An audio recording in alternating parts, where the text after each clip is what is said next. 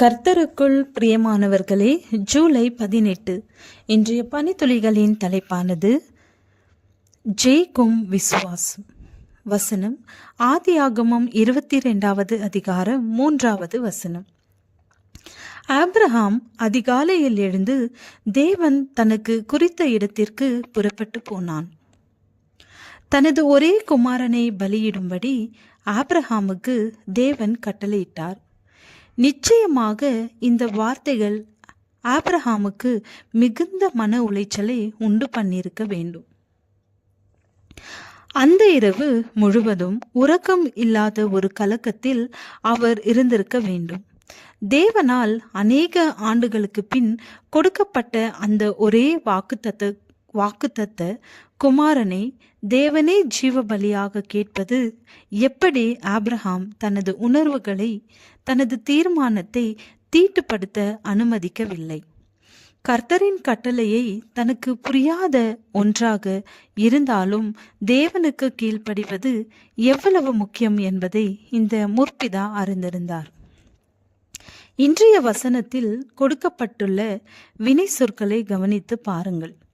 Abraham அதிகாலையில் எழுந்து தன் கழுதையின் மேல் சேணங்கட்டி தன் வேலைக்காரரில் 2 பேரையும் தன் குமாரன் ஈசாக்கையும் கூட்டிக் கொண்டு தகன பலிக்கு கட்டைகளையும் பிளந்து கொண்டு தேவன் தனக்கு குறித்த இடத்திற்கு புறப்பட்டு போனான்.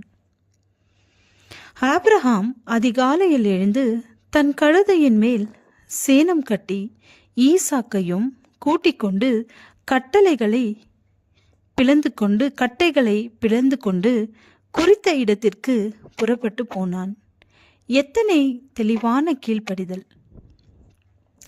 தேவனுடைய கிருபையை ருசிப்பது அவருடைய கட்டளையின்படி நடப்பதினால் மட்டுமே சாத்தியம்.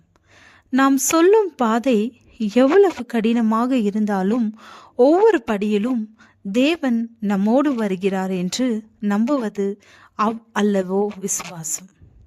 மேலும் விசுவாசத்தினாலே ஆபிரகாம் தான் சோதிக்கப்பட்ட போது ஈசாக்கை பலியாக ஒப்பு கொடுத்தான். ஈசாக்கினிடத்தில் உன் சந்ததி விளங்கும் என்று அவனோடு சொல்லப்பட்டிருந்ததே. இப்படிப்பட்ட வாக்குத்தத்தங்களை பெற்றவன் மரித்தோலிருந்து எழும்ப தேவன் வல்லவரா இருக்கிறார் என்று எண்ணி தனக்கு ஒரே பேரானவனையே பலியாக ஒப்பு கொடுத்தான். மரித்தோலிருந்து அவனை பாவனையாக திரும்பவும் பெற்றுக்கொண்டார்.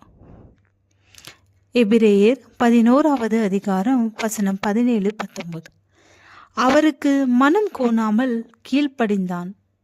நமது வாழ்விலும் இத்தகைய நெருக்கடியான சூழ்நிலைகள் வரலாம். நமது விசுவாசம் வார்த்தைகளினால் விளம்பப்படுவதினால் அல்ல, ஆனால் தேவனுடைய வார்த்தைகளுக்கு கீழ்ப்படிவதினால் தான் ஜெயம் கொள்ளும் விசுவாசமாக மாறும் என்பது. கர்த்தருடைய வார்த்தைகள் நமக்கு சங்கடமாக உள்ளதா? நமது கீழ்ப்படிதல் என் நிலையில் உள்ளது? விசுவாசத்தை உறுதி செய்ய வேண்டும். ஜெபம். ஆண்டவரே, உமக்கு கீழ்ப்படிந்து உம்மில் விசுவாசத்தோடு வாழ அருள் செய்யும். ஆமென்.